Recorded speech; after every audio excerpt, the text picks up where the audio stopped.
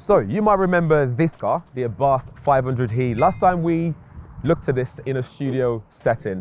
And finally, we actually get to drive this on the UK road to see how well it actually handles on the road, and I'm excited. This is 152 horsepower Abarth E, is electrified, and those who had a 695 or know the history of Abarth might also be looking forward to seeing or hearing how well this performs, and it's got some little tricks up its sleeve. Starting with the design, obviously this is the acid green version. It's also available in other colors, but I think this one's a standout color for me. It's nice and bright. We have the the insert here, which isn't actually a light compared to the Fiat 500e. We have the LED lights there, we have the indicator light there, and then below here and on the diffuser we have the honeycomb design, which is really nice as well. We have the big Abarth written logo here, the new 2D logos on the front as well. Low floor clearance, as you can see there, it's very low to the ground, and it just looks very sporty. We have that indicator light on the side, which is nice and blade-like effect. In fact, if you look and step back and look at the lights, it looks like the car is side-eyeing you the whole time, if you like the other side eye, which looks pretty cool. Moving over to the side, we have this nice wheels, nice design, looks really nice. These are 18-inch, and that is with the Turismo version. The standard will be 17-inch. We have the Scorpion there, which you can see looks really nice. And moving over to the side, nice and clean design on the side, very Abarthy.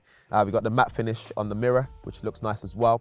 The door handle just sits flush with the body, but you can open it just by putting your hands underneath and then pull it a little bit, and that opens the door. We have the Scorpion on the side, which is electrified, pays homage to that 1940s logo, which looks really cool as well.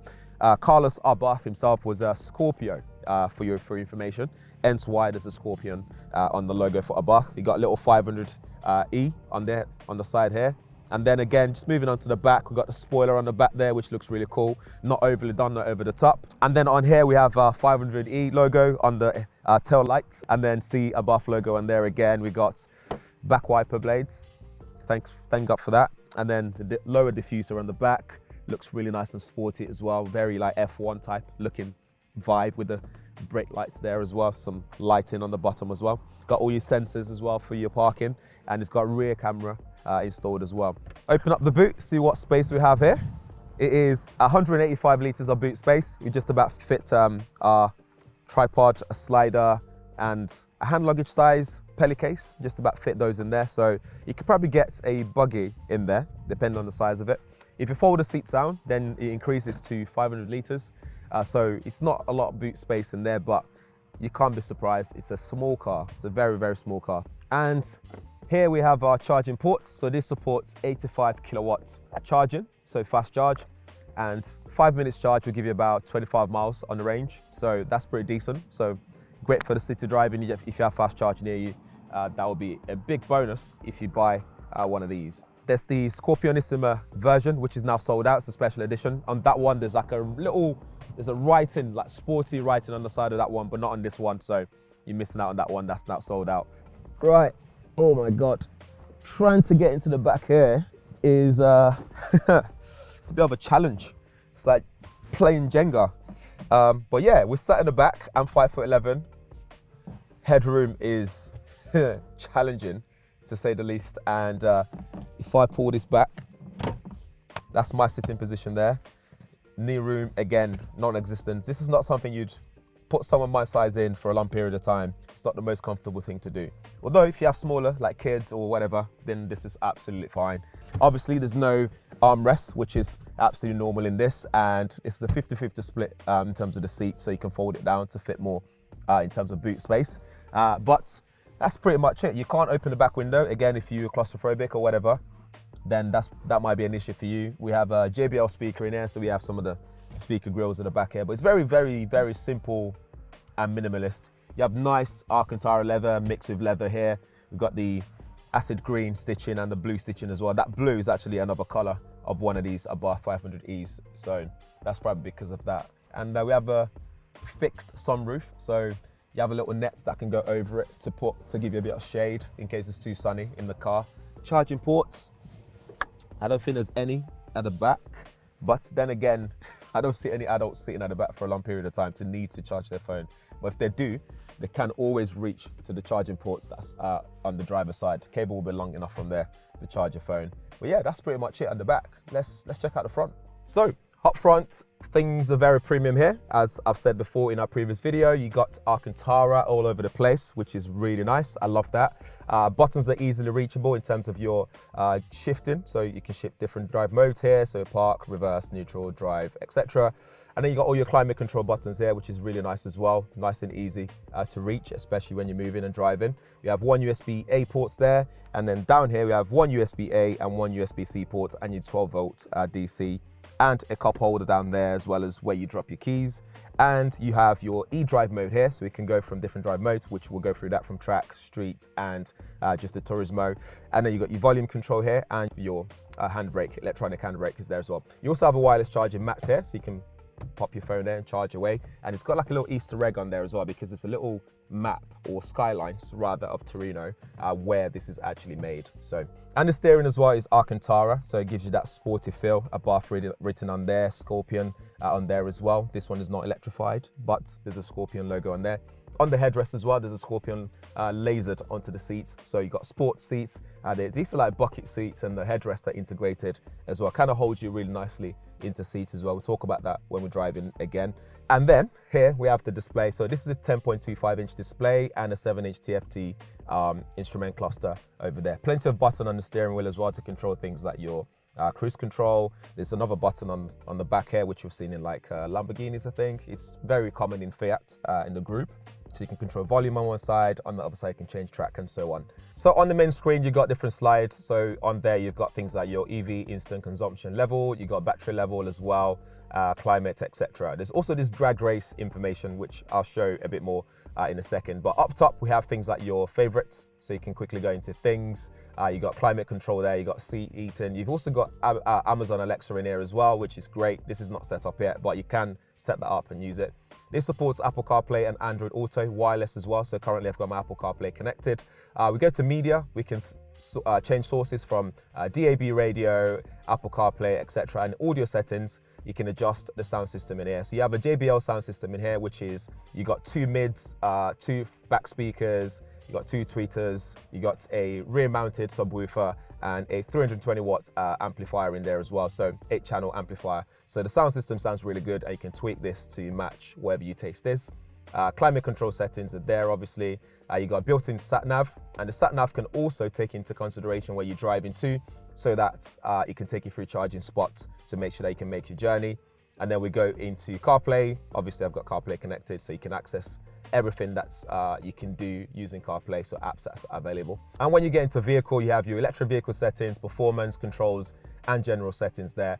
On the electric vehicle area, you can have a look at your charge level. If you're charging it, you got things like AC charge level, schedules, power flow, etc. And in performance, you can look at things like your technical gauges and drag racing. The drag racing is quite interesting because we have 0 to 60 miles per hour here. The best so far is 6.6 seconds, but they actually quoted around 7 seconds, you know, in the manuals and briefing. So that's interesting.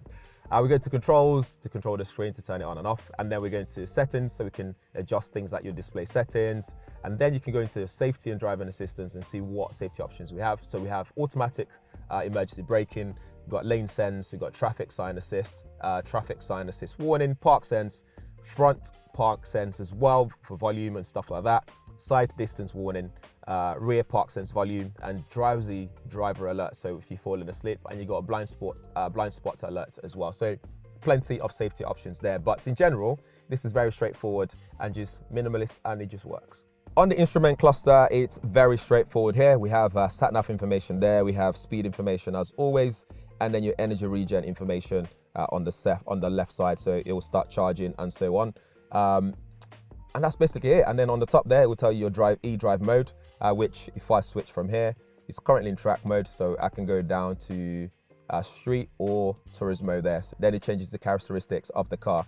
So what we have here is, if you have track mode, it means you don't get one pedal drive. If you put it back down to street, you don't get one pedal drive either. But if you go to Turismo, you get one pedal drive. But regardless of which mode you have it in, you're always going to have energy regen, just at different level. Right, we're going to take this for a drive. But before we do that, the first thing first is to talk about this noise production situation here. So this has a fake exhaust noise that's been designed, and they've spent over 6,000 hours to make sure that works.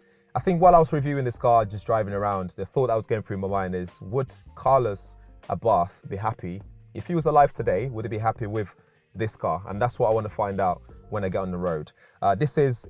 His mantra is to go faster and also win more. So is this faster? Yes, it's faster than the 695. For example, your beloved petrol 695. This is faster off the line, which, I mean, it's obvious, it's an electric car, so it will be faster. But we will take it on the road and talk about the handling and all that kind of stuff. But back to that sound though. So when you start the engine, couple of noises, couple of sounds happen. So the first one is there's a little welcome noise, little startup engine noise that happens here, as well as the actual exhaust noise that comes from the speakers that's mounted in the car. So if you go, so you get that noise, and then the exhaust noise is going on. The exhaust noise you can turn off, but the downside of this though is you can't turn it off once you're on the road, because you have to be pulled over and handbrakes on to turn the engine noise off in the settings on here, which you can control using the buttons on the steering. So that's something to bear in mind, and that's good news, because as much as I like engine noises, this becomes very annoying very quickly the longer you listen to it.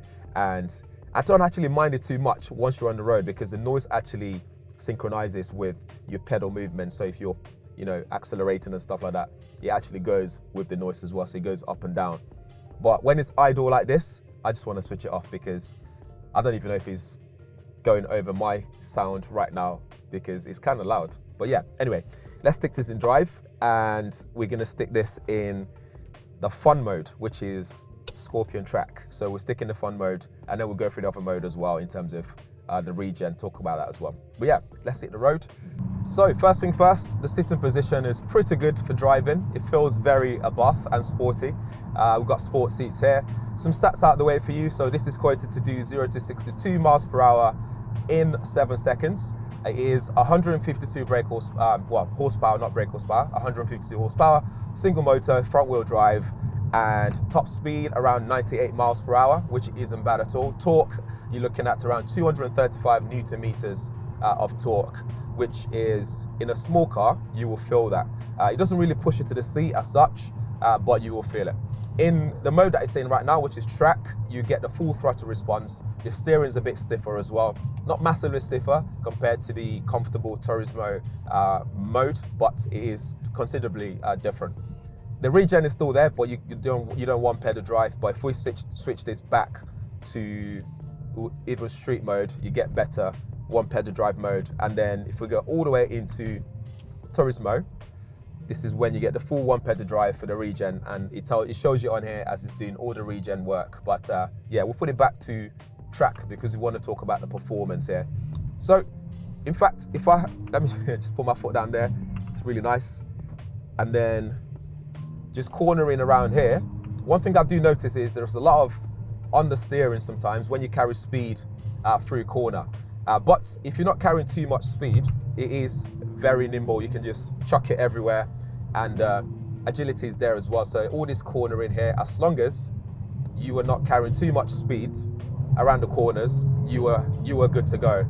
I needed to grip that corner a little bit more. You got some Bridgestone tires on here, which offers a decent amount of grip, but the car itself, as its front wheel drive, is struggling a little bit with putting all the power on the front tires, at the same time being able to handle the corners as we're going through this corner at around 60 miles per hour, which is what the top speed is here. I don't think anyone will be doing that on a normal day really, but just to put it to the test and see how that feels.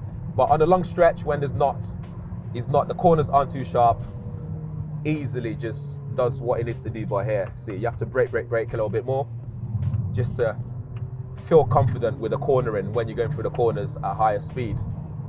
The lane departure warning stuff doesn't really interrupt my driving as well, which thankfully that's good, because sometimes that becomes annoying. Back to this sound, so as I accelerate, one thing you notice though is if we just put this into neutral to coast, and if you rev, the rev doesn't do anything. So it doesn't actually go with me pressing the throttle. So all you get is this, just a weird noise just going voo, voo, voo. It doesn't accelerate. which is a shame. It would have been nice if you thought that, so that when you just want to rev at standstill, you know, show off to your friends, you still be able to press the throttle and hear the engine noise, the fake engine noise, do the thing. But it doesn't do that. I think overall, if Carlos Abarth was here and he saw this car or he drove this car, he would be happy that it's faster, because that's his mantra. He wants to be faster and win more. So I think you got that in this. I think it's fun to drive. It feels like a go-kart. It almost just makes me drive like a hooligan, like an Asbo. My boy racing days, it's just, all the memories are just coming back, just flowing back in memory. But yeah, brakes are decent as well. They're not too bad. But yeah, it just makes you want to drive fast, and you just have to be careful. The steering almost overdoes this thing as well, where you turn and there's still a bit of turn left in it. I don't know how to explain that bit, but it's almost like the electronics just overdoes it, over assist in terms of when you start to turn and stuff sometimes, which can be annoying as well. But overall drive experience I think is good. Anyone who buys this car, this is going to be around £38,000. If you go for the convertible version, which is also available, that's going to cost you around £41,000 for the Turismo version, that is. So you do have those options available to you. And yeah, it would be nice to add an option to be able to turn off the sound without having to pull over and do all that stuff first. I'd love to be able to have you on for a bit, and then once it's doing my head in, if I'm hungover and this comes on, the headache, I'd have to turn it off straight away. Yeah, that's pretty much it for the Abarth 500e. Let me know what you think in the comments below. If you have any questions, drop them there as well. What do you think of the price point versus what you're getting? Let me know in the comments below as well. And yeah, thanks for watching. I'll see you in the next one.